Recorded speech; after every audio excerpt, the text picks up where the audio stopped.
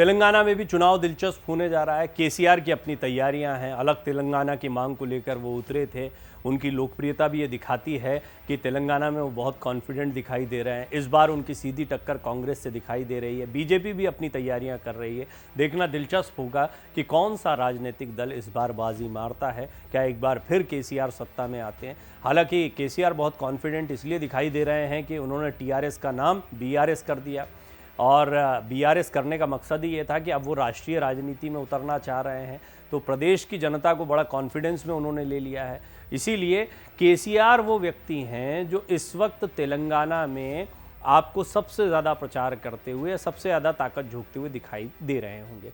मैंने एक detailed explainer में आपको बताया कि किस तरीके से बीजेपी और कांग्रेस का 3 महत्वपूर्ण राज्य जो उनके लिए दिखाई दे रहे हैं, राजस्थान, मध्य प्रदेश, छत्तीसगढ़ में व्यस्त होना एक बड़ी वजह है कि तेलंगाना में लड़ाई एक तरीके से केसीआर के लिए बहुत मुश्किल नहीं दिखाई पड़ रही है। फिर भी देखना होगा, एंटी इनकम्बेंसी एक बड़ा फैक्टर होता है। जिसकी सरकार होती है उसके खिलाफ लोगों के मन में एक भावना आती है और ये एंटी इनकम्बेंसी केसीआर के खिलाफ कितना काम तेलंगाना में करती है, ये आने वाले दिनों में आपको पता लगेगा। 3 दिसंबर को नतीजे आ जाएंगे। लेकिन केसीआर ने एक मामले में तो बाजी मार ली, घोषणा पत्र सबसे पहले रख दिया है, और वो भी तब जबकि वो सत्ताधारी दल हैं। सत्ताधारी दल क्योंकि पहले से काम कर रहा होता तो 5 साल के कामों का उसको लेखा जोखा भी देना होता है जो वादे किए थे, और फिर तब नए वादे किए जाते हैं। लेकिन उन्होंने कुछ ऐसे वादे कर दिए जो चौंकाने वाले भी हैं और एक तरीके से एक बम्पर लॉटरी की तरह दिखाई पड़ते हैं तेलंगाना की जनता के लिए। वो वादे क्या क्या हैं ज़रा विस्तार से आपको बताता हूँ। घोषणा पत्र क्या कहता है बीआरएस का। भारतीय राष्ट्र समिति के अध्यक्ष के चंद्रशेखर राव यानी केसीआर ने तेलंगाना विधानसभा चुनाव के लिए अपना घोषणा पत्र जारी कर दिया है। तेलंगाना में विधानसभा चुनाव की तारीखों का ऐलान होने के बाद सत्तारूढ़ दल भारत राष्ट्र समिति यानी बीआरएस ने रविवार को अपना चुनावी घोषणा पत्र जारी कर दिया। बीआरएस के मैनिफेस्टो में जनता के लिए कई लोक लुभावन वादे किए गए हैं। बीआरएस ने घोषणा पत्र में सभी पात्र परिवारों को 400 रुपये में गैस सिलेंडर उपलब्ध कराने का वादा किया है। घोषणा पत्र में कहा गया है कि पार्टी रायथू बंधु योजना के तहत मिलने वाली राशि को 10,000 रुपये से धीरे धीरे बढ़ाकर 16,000 रुपये प्रति वर्ष करेगी। 5 लाख रुपए बीमा भी दिया जाएगा। बीआरएस प्रमुख के केसीआर के घोषणा पत्र में ये कहा गया है कि दिव्यांग लोगों के लिए सामाजिक सुरक्षा पेंशन 6,000 रुपये तक बढ़ाई जाएगी। इसके अलावा तेलंगाना में 93 लाख बीपीएल परिवारों को केसीआर बीमा योजना में 5 लाख रुपए का बीमा मिलेगा। बीआरएस प्रति परिवार 10 लाख रुपए अनुदान की दलित बंधु योजना भी जारी रखेगी। मैनिफेस्टो के मुताबिक केसीआर आरोग्य रक्षा योजना और आरोग्य श्री भीम योजना का कवरेज बढ़कर 15 लाख रुपए होगा। 93 लाख परिवारों को जीवन बीमा दिया जाएगा। रायथू बंधु योजना बद्ध रूप से हर साल 16,000 रुपये प्रति एकड़ पर बढ़ाया जाएगा। केसीआर भीम प्रथा इंदिकी धीमा योजना के तहत सभी बीपीएल कार्ड धारकों के लिए 5 लाख बीमा योजना 100% प्रीमियम का भुगतान सरकार की तरफ से एलआईसी के माध्यम से करेगी। 93 लाख परिवारों को कवर करने पर 3,000 से 4,000 करोड़ रुपए का खर्च आएगा। हैदराबाद में 1 लाख 2 BHK घर बनाए जाएंगे। घोषणा पत्र में कहा गया है कि हैदराबाद में 1 लाख 2 बेडरूम जो है वो घर बनाए जाएंगे, और जिन लोगों के पास ज़मीन नहीं है उनकी पहचान करके उन्हें गृह लक्ष्मी योजना के तहत इसका लाभ दिया जाएगा। इसके अलावा पार्टी ने राज्य में आर्थिक रूप से पिछड़े छात्रों के लिए 119 आवासीय विद्यालय बनाने का भी वादा किया है। जूनियर कॉलेजों को आवासीय कॉलेजों में बदलने का वादा बीआरएस ने अपने मैनिफेस्टो में किया है। अल्पसंख्यक जूनियर कॉलेजों को आवासीय कॉलेजों में बदलने का वादा किया गया है। साथ ही पार्टी महिला स्वशक्ति समूहों के लिए भवन का निर्माण भी करवाया जाएगा। घोषणा पत्र जारी करते हुए बीआरएस प्रमुख केसीआर ने कहा, हम सरकारी कर्मचारियों के लिए सीपीएस से ओपीएस पेंशन का अध्ययन करेंगे। हम वरिष्ठ अधिकारियों की एक समिति बनाएंगे और उसके अनुसार कदम उठाएंगे।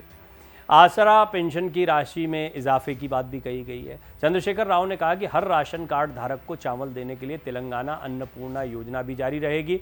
उन्होंने कहा, हमने पिछले घोषणा पत्र के 99% वादे पूरे कर दिए हैं। आसरा पेंशन 2,000 से बढ़ाकर 3,000 की जाएगी। तेलंगाना विधानसभा में 119 सीटें हैं और वर्तमान सरकार के पास 87 सीटें हैं। राज्य में 3 पार्टियां हैं, भारत राष्ट्र समिति और भारतीय राष्ट्रीय कांग्रेस यानी कांग्रेस और भारतीय जनता पार्टी। अगर सीएम फेस की बात करें तो कांग्रेस नेता रेवंत रेड्डी, बीजेपी नेता किशन रेड्डी हैं, और बीआरएस के चेहरा तो हैं ही के चंद्रशेखर राव केसीआर। इन सब के बीच में एक लड़ाई चल रही है। हालांकि इस लड़ाई को अगर आप समझेंगे गंभीरता से तो इसमें सीधा मुकाबला कांग्रेस और बीआरएस के बीच में दिखाई दे रहा है। आगामी दिनों की बात करें तो केसीआर ने अपने पत्ते नहीं खोले। केसीआर किसके साथ जाएंगे, बड़ा सवाल है। किसके साथ, इन्हें एनडीए के साथ या इंडिया अलायंस के साथ में, जो कांग्रेस और अन्य घटक दलों ने मिलकर बनाया है।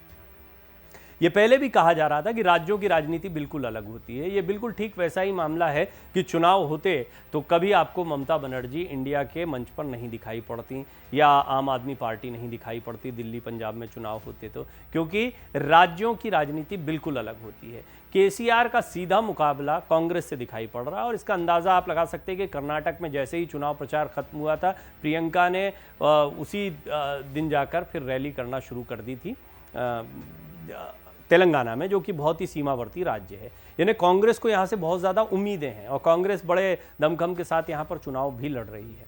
हालांकि केसीआर को बहुत मजबूत माना जा रहा है, इसलिए क्योंकि उनकी लोकप्रियता में ऐसी कोई खास गिरावट नहीं आई है।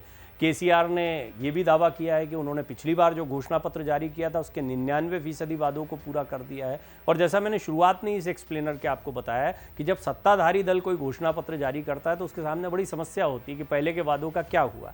तो पहले के वादे उन्होंने पूरे किए हैं और इस बार उन्होंने तोहफों की झड़ी सी लगा दी है। अब देखना होगा इसका कितना असर देखने को मिलता है और केसीआर क्या एक बार फिर चुनाव जीतने में यहाँ पर कामयाब होते हैं।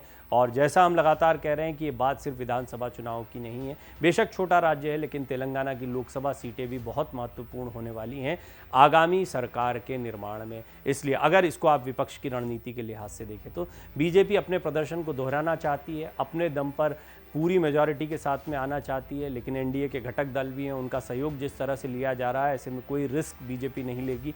पिछली बार का प्रदर्शन एक अभूतपूर्व प्रदर्शन रहा था बीजेपी का, 300 का आंकड़ा पार करने में बीजेपी कामयाब रही थी। इस बार गुजरात, राजस्थान, मध्य प्रदेश, उत्तर प्रदेश, अन्य राज्यों से क्या उसी तरह का रिस्पांस मतदाताओं का मिलेगा, ये भी एक बड़ा गंभीर मसला रहेगा। 10 साल की सरकार का समय हो गया, एंटी इनकम्बेंसी भी होती है, क्या लहर उतनी बरकरार है, नहीं है। विधानसभा चुनाव से भी इसका कुछ इशारा मिलता है। केसीआर विधानसभा और लोकसभा दोनों ही चुनाव में तेलंगाना में अभी तक तो फेवरेट बने रहे हैं। अब देखना होगा कि इस घोषणा पत्र के बाद में उनका दांव कितना बड़ा बनता है और क्या वो जनता को अपनी तरफ खींच पाते हैं। हालांकि राजनीतिक विश्लेषकों का मानना है कि घोषणा पत्र को सबसे पहले जारी करना, उसमें लोक लुभावन घोषणाएं करना, ये केसीआर का एक बड़ा दांव माना जा रहा है।